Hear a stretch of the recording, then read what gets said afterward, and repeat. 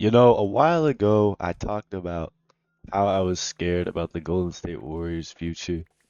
And, it's kind of funny because it's kind of gotten better, but it's kind of gotten worse. Sure, we've lost key players, right? Like, Klay Thompson just signed with the Dallas Mavericks on a 3-year deal, so he's gone.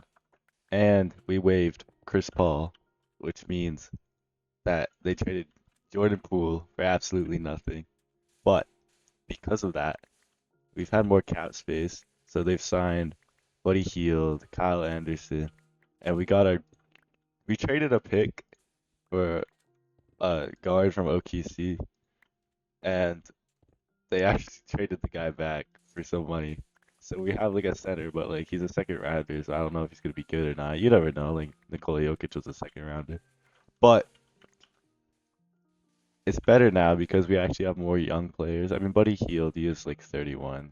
He's actually a lot. He's actually older than I thought he was, but it's still better because you know, it's not too bad because they're not great players, but they're good for the time being because they don't take up a lot of money, and we got them for basically like a bag of chips.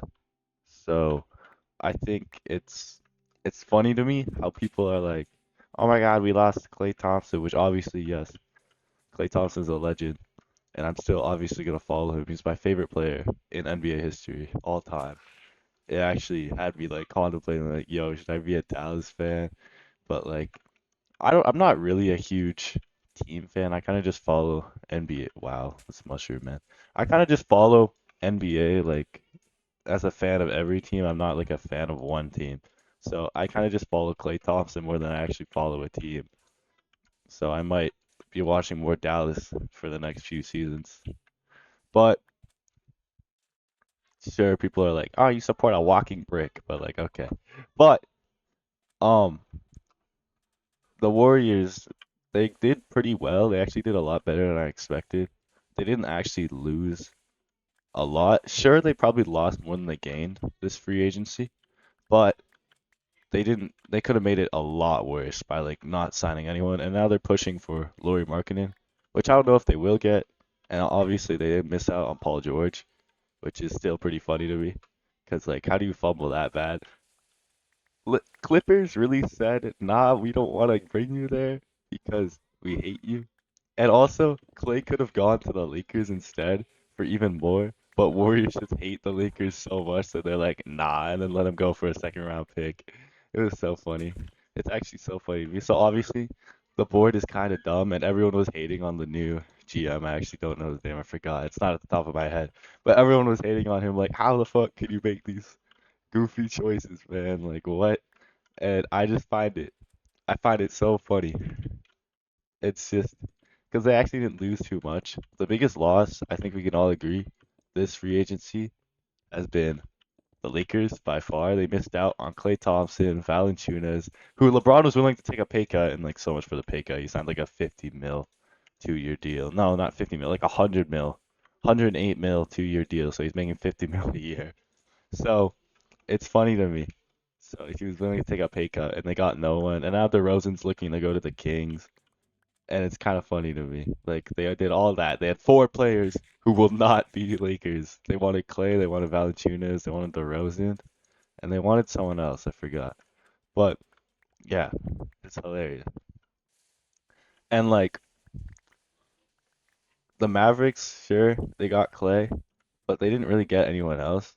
I do think they are now a pretty offensive threat because now you can't really leave anyone open on the perimeter. Like you got Clay. I don't know if Clay's gonna start though. He might just be like a backup guard for Luca. I don't know if he's actually gonna start. He might start. He might do because in the Warriors he started and was also a bench player, so he might do that as well. And I think he's willing to do that because he's willing to do that with the Warriors. Well, we don't actually know that. He could have just been saying that to avoid drama, which he probably was. But I feel like he might just do the same if he's given the option to. But obviously, if he's given the option to go to the starting lineup, he will. But I think for the first few games, he's gonna be like on the bench. He's gonna start on the bench. He won't actually start on the starting lineup. Like first NBA game, he's not gonna start. I I'm like I pretty positive he wouldn't start in the first Dallas game because looking at his stats, he played way better off the bench, and I think that's just a role he needs to learn to pursue because he actually did pretty well off the bench, and he's a great bench player, right? Like great bench player.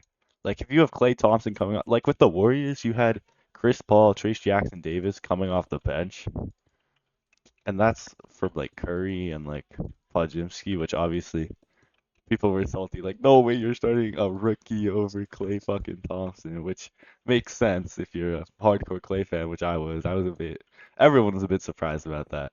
But like, you can't really blame him. You can give the rookie playing time, you can give him experience, and like Klay was pursuing his role as a bench player. So I found it pretty funny. I think Philadelphia did really well this free agency actually because they got Paul George and they got Jared McCain, which I don't actually know if he's great. All we know him is for the memes. I'm pretty sure that's everything. That's the only reason people know him from his TikToks. And it's hilarious to me because he even knows about that. He knows like that he's gonna get memed if he plays bad and he's gonna pull up his like zesty TikToks, which is funny. But he's actually a pretty good player from what I've seen. Like during March Madness, I watched him a bit. He's actually a decent player. Like I affiliate with him. Like I think he has loads of potential. And just Embiid, Embiid, and like all that, Embiid, Paul George, and Tyrese Maxey. That's a pretty good big three. And then if you have Jared coming off the bench, that's also a bonus too. Because like Jared coming off the bench, sure he's a rookie, so he's obviously gonna come off the bench because you got Paul George, you got he might play shooting guard, but I don't know. I actually don't know. He's point guard, right? Is he shooting guard or point guard? But he could maybe start. I doubt he would though, because you'd have Tyrese Maxey and Paul George. Paul George might play small forward or shooting guard. Doesn't really matter. But I doubt he'd start, but he would definitely be on like the second lineup. He would definitely be like a bench player, especially first few seasons. But I think after like 2 seasons, I mean, we don't know what's gonna happen in the next 2 seasons of Philadelphia. I think he will start for sure.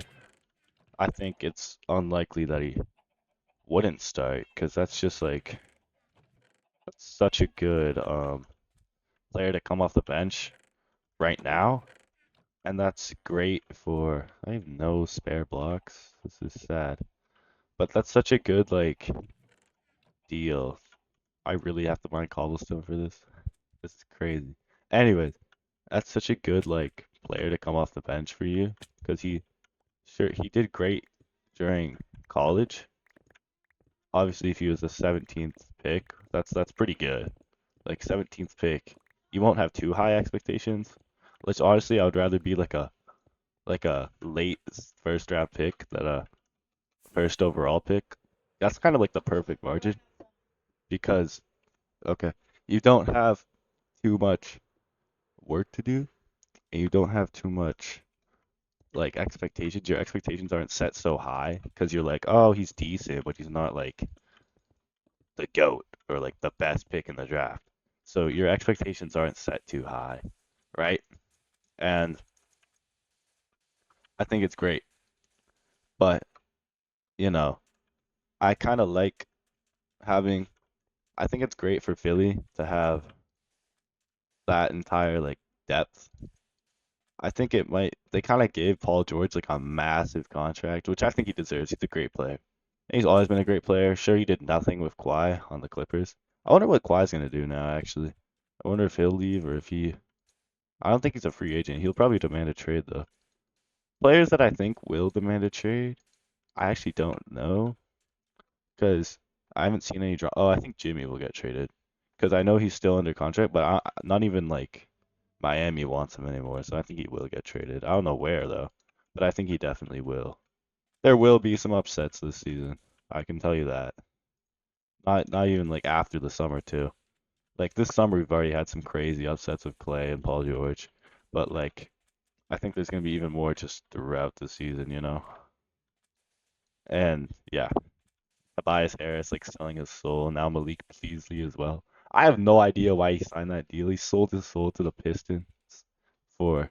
like 6 mil 1 year. Like, why would you do that? You could get a better offer to like Philly. If you're willing to go that cheap or something, you can get like a decent team, like a decent East team, decent West team for like maybe even more and for the same amount of time. You could probably get like a 2 year 8 mil deal for like from like not bought from like I don't know, like Brooklyn. And I would much rather go to Brooklyn than Detroit.